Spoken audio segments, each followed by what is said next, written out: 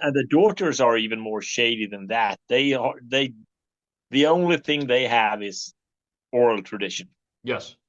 Like it's the song that's growing from generation to generation. It's Yes. a lot to keep in. Oh yeah. Well, Ladies of today have to be pretty smart ladies with giant brains yes. to have all of that information. People have been observing them as well. Yes. So there's fragments of that as well, but it's not from the organization, Yes. but It more from. it keeps its own legacy and heritage separate from the order, I Yeah, guess. Yeah. yeah, but also it's like that's how history is made. That if people write down stuff about themselves, Hmm. we don't really trust it that much. Yeah. Well, so tell me more about like, what is like, we talk about like a list of grand masters all the way back Yeah. to Nebuchadnezzar. And you Oh mentioned yeah. like a council and things like that, the structure of the order. What, I mean, and some of this has been published in the order's books. Yeah. It's We talk about like well, what that looks like. well, you have the Grandmaster, and he is only known by the five of the High Council. Yeah. But everyone else is, or everyone else knows who the five are. They don't Yes. know who the Grandmaster is. It's a precaution thing Yes. because that's like painting. There's dark forces as well, Yes. working in the shadows, and they don't really like this stuff. Yeah. So, and also you can't be if you're in the High Council, you cannot be elected to Grandmaster because looking at other organizations, seeing what happens when ambition takes root in some people, Yes. there's a lot of popes that died before their day. Yes. So, but you can't if you are one of the five, you can never be the Grandmaster. So Yeah. that's kind of a safeguard to that climbing thing. Yes. And the Grandmaster, he appoints his own, what do you call it? The one that comes after. I can't find the English word. Oh, that would be successor. Successor, that's the word. Yes. Yeah. Yes. So he appoints his successor. Yes. Uh, and if he doesn't, the five have to choose a new one. So, Yes. So it's and it's kind of also, in a way it's kind of like it's in United States government activities yeah, and the way like in the United States, how our government has functions through the Constitution and the division of power and things like that. You could almost say in a way that like it mirrors what the order kind of has, a division of power to make yeah, sure that there's no abuse yeah. of power, and I'm sure So, that and there had also, something to do with that. also every one of the five chooses their own successor, and if if you fail in that, because people never think they're gonna die, right? Yeah. Sometimes death comes for you faster than you like. So if one of the five has not named a successor in some kind of will or anything, Mhm. the remaining have to choose a new one. Yes. Well, I was going to Yeah, say, talking about Grandmaster, like his role, when the wider culture hears like the term Grandmaster or leader or something like that, it conjures up a lot of things of what we think about in our culture and things like that, almost like this position of like absolute authority.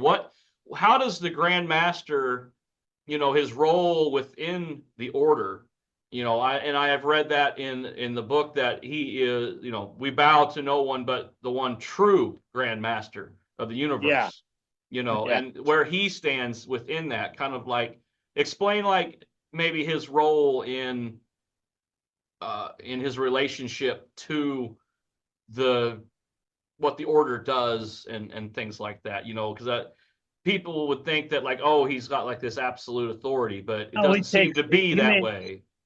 he makes decisions Yeah. together with the five, Yes. but he has some kind of veto. Yes. also the thing of him being not known to the world is also to kind of stave off the ambition and power lust and Yes. everything. Yes. Yes. Yeah. So I mean, like, so let's see. We've gone over like the Grandmaster and the five, and the history of the order and everything. And outside of the five, you have the council, Yes. the 12, and it's kind of the yeah, you have it in the book. Oh, yes. There's there's like circles, and they overlap each other, and they are outside of each other, and yeah, Yes. it's kind of a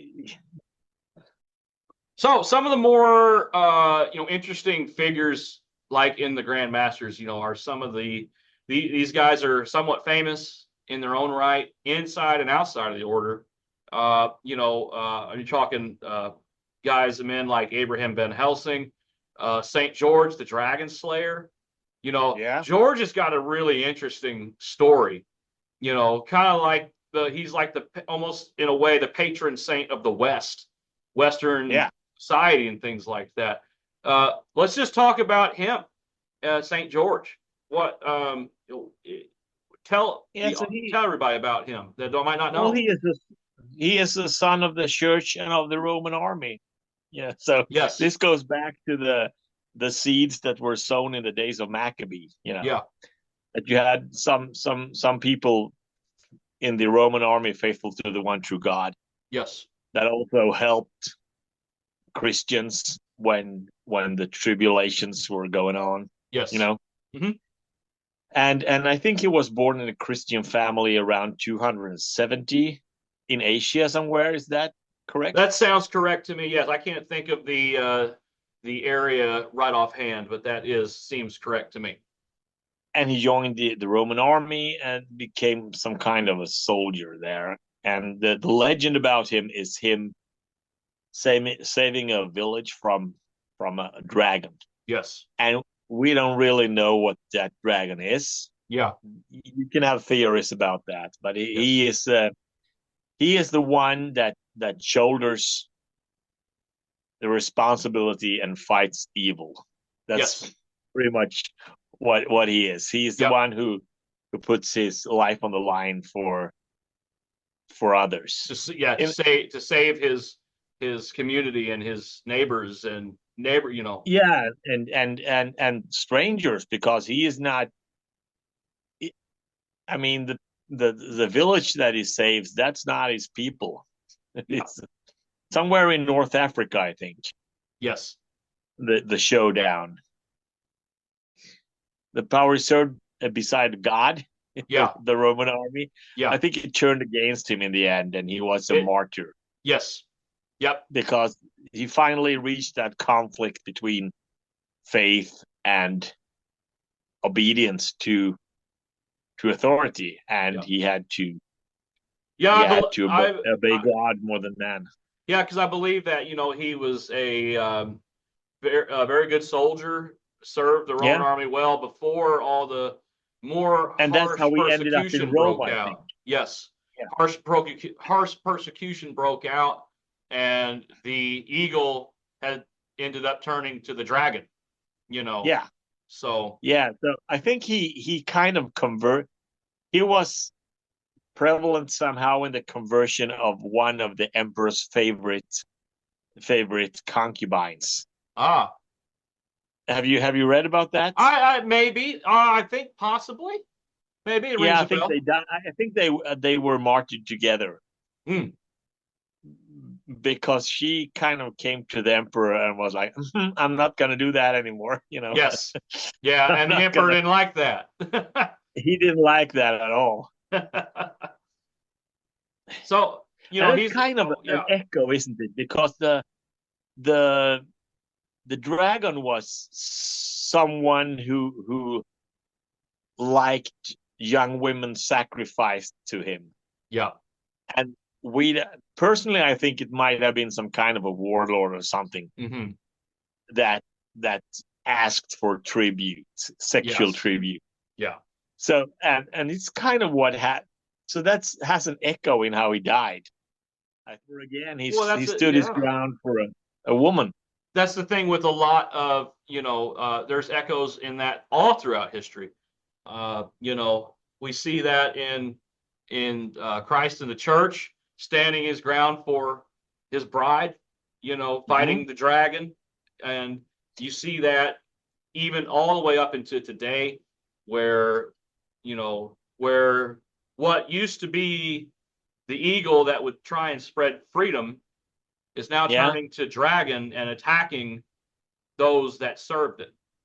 And there's all kinds of different, very much like in the days of St. George. Yes. Yep. So there's all kinds of ways that this can be, because history always ends up, always ends up coming back on itself the same way over and over again. There's nothing new under the sun. This is how you decided to do this in music, isn't it? Yes. The dragon and the eagle. Yes. Yeah, I mean, you have the Visions of Nicolaus Farrell, 1921. Yes. That seems to be a lot about where you come from. He saw it too, Yeah, and you felt that you needed a background before taking that giant piece on. And considering the fact that some of those documents themselves ended up over the years had ended up coming into my possession, which was part of what piqued my interest in the order. It's a long story to talk too much to talk about here, but I mean, what you're doing now is not about the visions, but just the history of the order. Yes. To kind of lay a groundwork for what you do next. Yes, exactly. Right? Yep. Yeah, it's I know, because there's been the visions published here and there over the years, and people can read that, and the redactor himself has kind of put that in with some of the other documents that we're able to provide with the album. But it's there's so much to it that it crosses itself in so many ways that you have to lay that groundwork first for people who don't know anything about it. Yeah, that's what I'm saying. This has been a long time coming, and you have to lay the groundwork for people first, know.